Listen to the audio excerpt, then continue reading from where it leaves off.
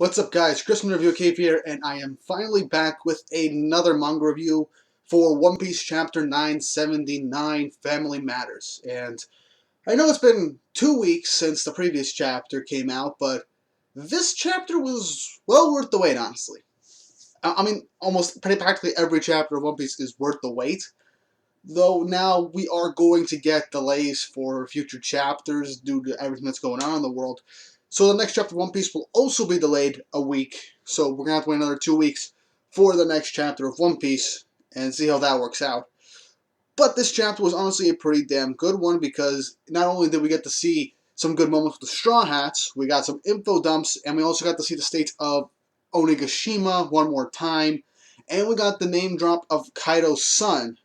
So, as much as I want to go into it in order, I want to go into this stuff, like, into the most significant portions of this chapter, story-wise. Then go into, like, the stuff, like, with the Straw Hats and what other stuff will end up happening down the line and what's foreshadowed. So, let's just focus on the more story-driven portions of it, which is everything going on at Onigashima, specifically with Kaido and the Tobi Roppo. Okay, so, and this is also somewhat how the chapter opens up. So what happens is, we get a nice recap of everything that happened. Orochi thinking that he actually managed to quell the rebellion of the samurai and the Kozuki clan is done for forever, so we can finally get a good night's sleep. I mean, for 20 years straight, the guy probably wasn't able to have a good night's sleep. And right now he's drinking with a bunch of beautiful women, so he can actually enjoy himself without being insanely paranoid, which now it's justified. It figures once a villain who has been 20 years being insanely paranoid over the return of his worst enemies, family, and supporters, only when he finally lets loose and actually enjoys himself and loses that paranoia is when he needs to be paranoid.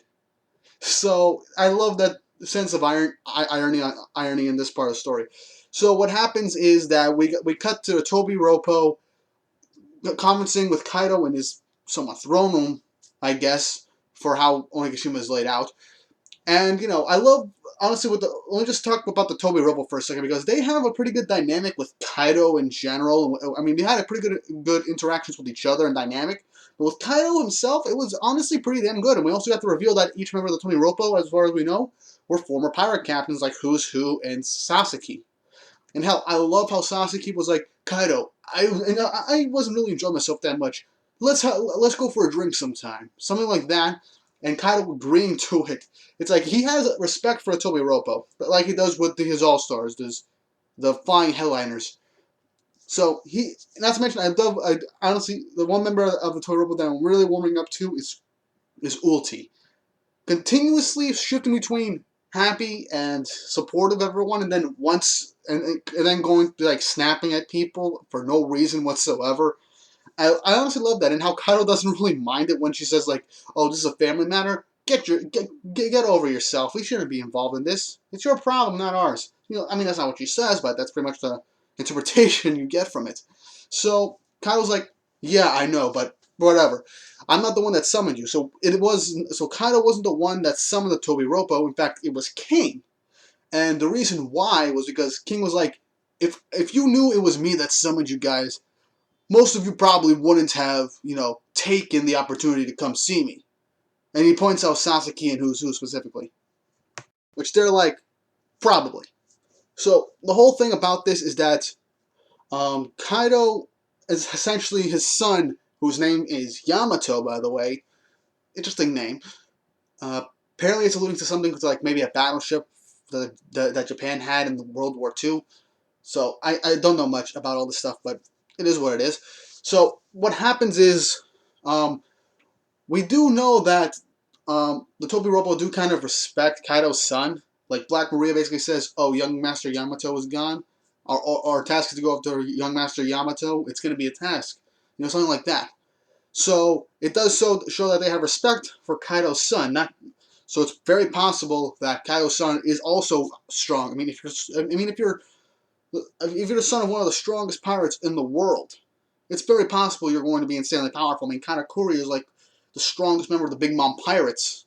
She's Big Mom's son.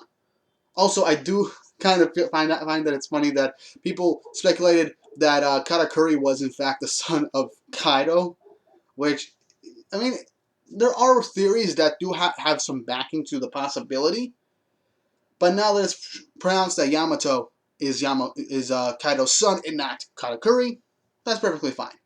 I'm okay with it. I was one of the people that thought that maybe with a very small possibility of Katakuri being Kaido's son, but it is what it is. So when Kaido ends up saying that go get my son Yamato, I want to meet everyone, etc. He's been troublesome lately, something like that. And if you bring him back, I will allow any one of you, members of the Tobiropo, to challenge any member of the All-Stars so that you can take their spot if you win. Which does give a good sense of how you can become one of Kaido's top officers. The Calamities, All-Stars, whatever you want to call them, they are insanely powerful. I mean, King and Jack was pretty strong, but even so, I think Jack is the weak link. Everyone kind of agrees that Jack is the weakest member of the Calamities. So it is very possible that whoever, that once they bring Yamato back, everyone else, anyone that wants to take a spot as a Calamity will instantly be like, I'm going to challenge Jack. And I do love how Who's Who had like kind of diabolical smirk, diabolical smile when he heard when he heard that he could challenge any one of them. So it's very possible that if just by looks alone, like if any member of those guys would in fact be strong enough to take down one of the All Stars Calamities, I'm just gonna call them the Calamities from now on. Like I feel like Jack would be the most likely to be taken down, and Who's Who would be most likely to be the one to end up, being a new member of the Calamities. But I feel like with Who's Who, and especially Sasuke, I feel like those two would most likely want to take on King. I mean, it does show they don't have any respect for the Calamities, but I feel like as much as I feel like they would want an easy in to the Calamities, I do feel like they would want the satisfaction of taking down the strongest member, like King. So if they do bring Yamato back to Kaido, Who's Who or Sasuke, probably most likely both of them, will just be like, you know what, let's take on King.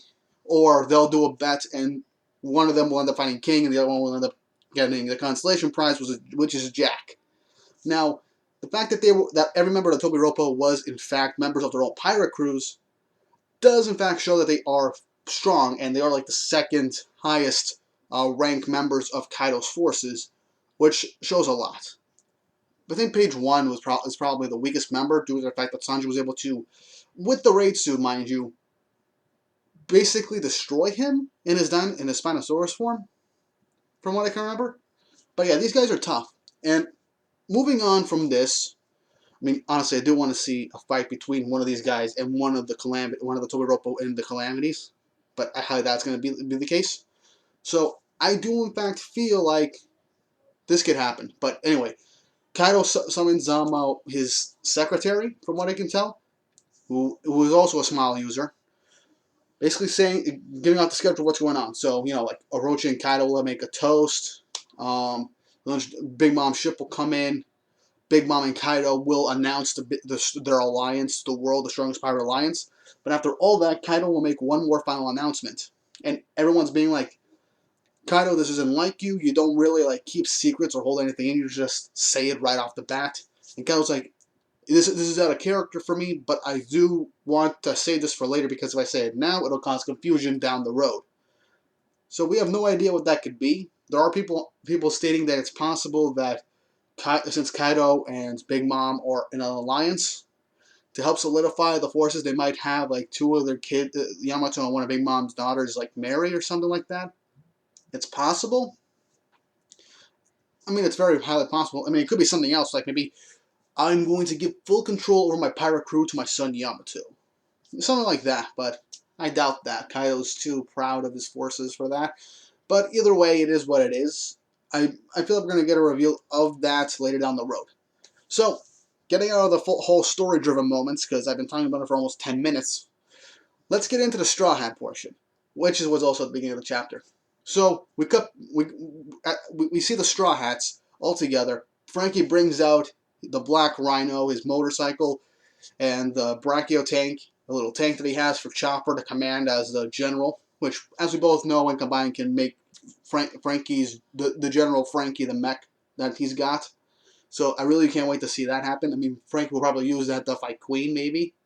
That'll be awesome. That would be awesome. So as it goes on, we end up seeing that Usopp and Chopper are in fact in the tank, and as this is happening, before everything else, they're wondering where Luffy is. So Jinbei says with like full confidence in Luffy, because he as much as he knows Luffy, doesn't know, he's never been in battle with Luffy as a member of the crew with an actual concrete plan, or how much of a wild card this guy is, because he's only been in battle with Luffy like what, twice.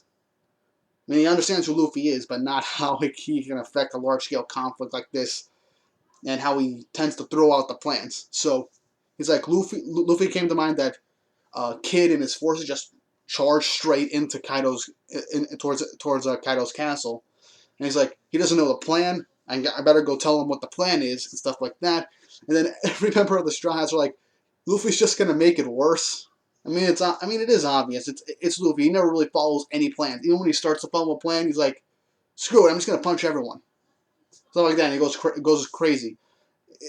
I do love that reaction. And then after that, Jimmy's like, Zoro. That's what Zoro said, and Zoro's like, he's gonna screw everything up. I better go find him. And then you're like, he's just gonna get lost.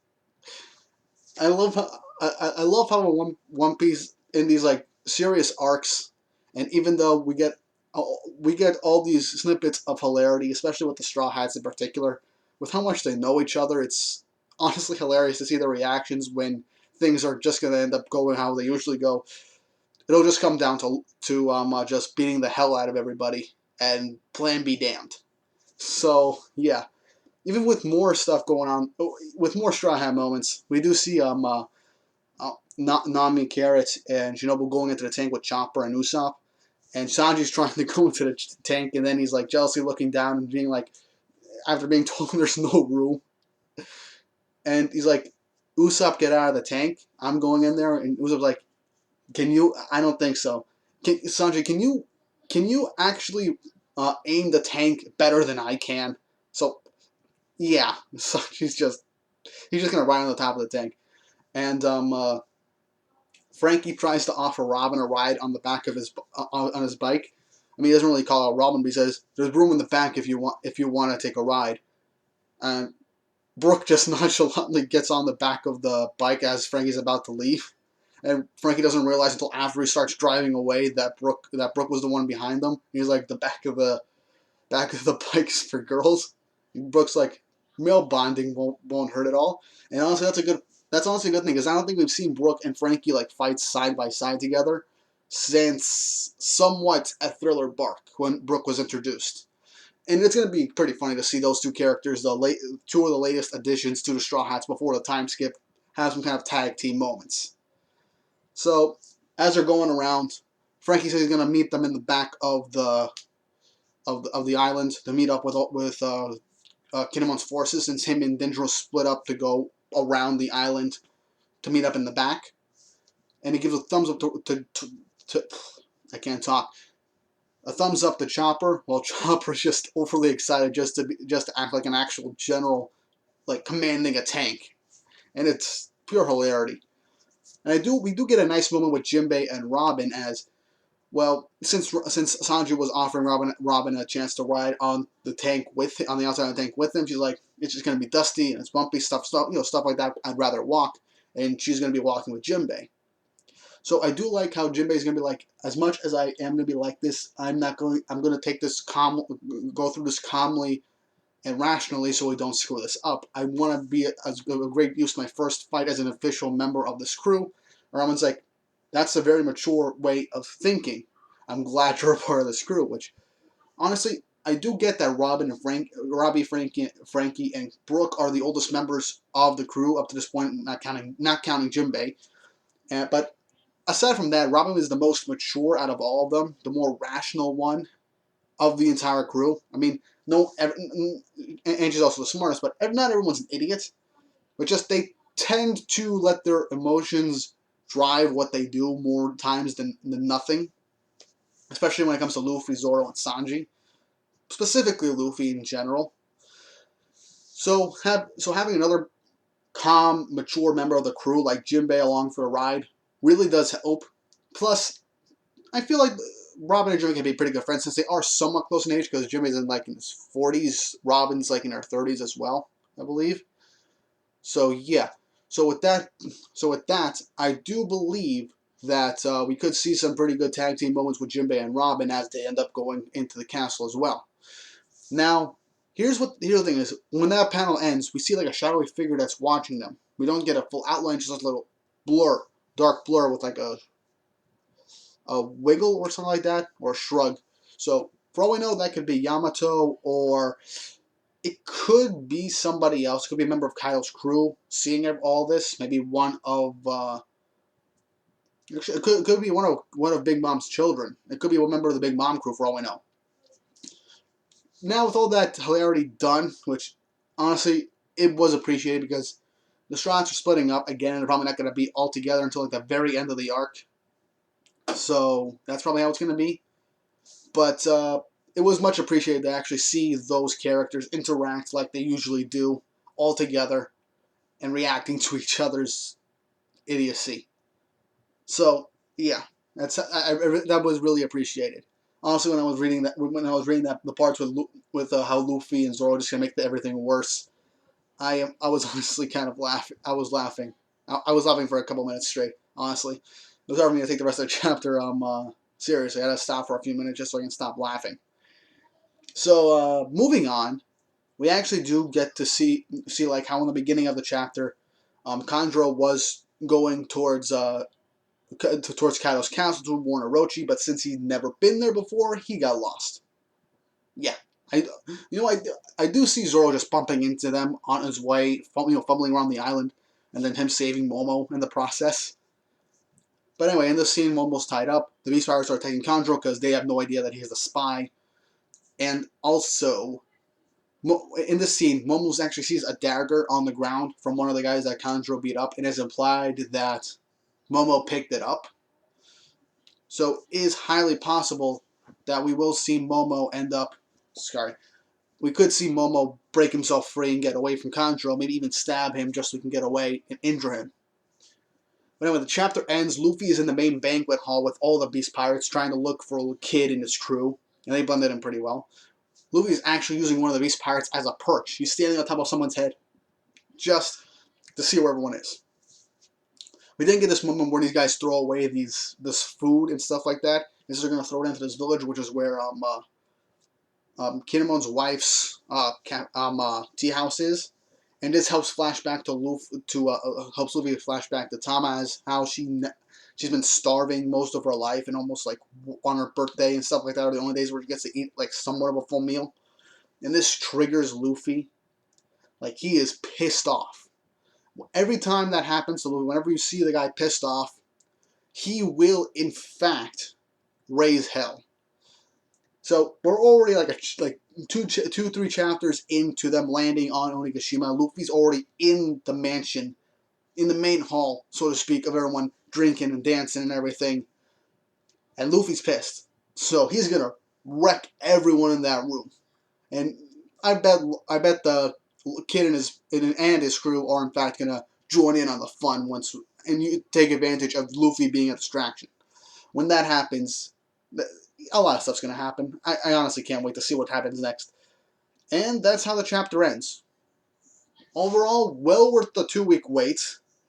And I hate having to wait 2 weeks, but with One Piece, it's perfectly fine. Plus, other manga that I am reading are not delayed next week for now, so that's honestly a treat. But yeah, as always, Act 3 has been a pretty good arc, pretty good part of the Wano arc so far. Odin's backstory, the reveal of the bounties of the warlords and the emperors, the traitor reveal, the finally getting onto Onigashima after so long. I am really glad of how this arc's going on. Now, here's the thing. Oda did say that Wano was going to be the longest arc at this point. So it's been almost 2 years since Wano started in the manga. Close to 2 years. And I feel like with how this is going to be Act is going to be the longest act out of the whole arc. Well, with introducing Yamato, this arc could be even longer because we have another enemy that we have no idea about. We get to see the older members of the Tobiroppo. We have the 3 calamities. We have Big Mom's crew there also, along with Big Mom and Kaido. Not to mention, for all we know, other characters are going to arrive. So we're not going to see such a widespread battle as we did since Dressrosa. And with Yamato being introduced, and we haven't seen his character yet, we can't make his full-fledged introduction. I do feel like that it's possible that he'll be like the final hurdle before having to fight the Emperors, maybe. That's something that I'm not entirely sure. But yeah, overall, I might make my own video on the subject, possibly. Not sure yet, but it's a video in and of itself speculating about Yamato until the next video, after the next chapter. But yeah, I've been talking you guys off for like 20 minutes now, so I apologize for how long this one became. There was a lot in this chapter I wanted to talk about. But with all that said and done, hope you guys have an awesome day, and I can't wait to see the next chapter of One Piece. So, see you around.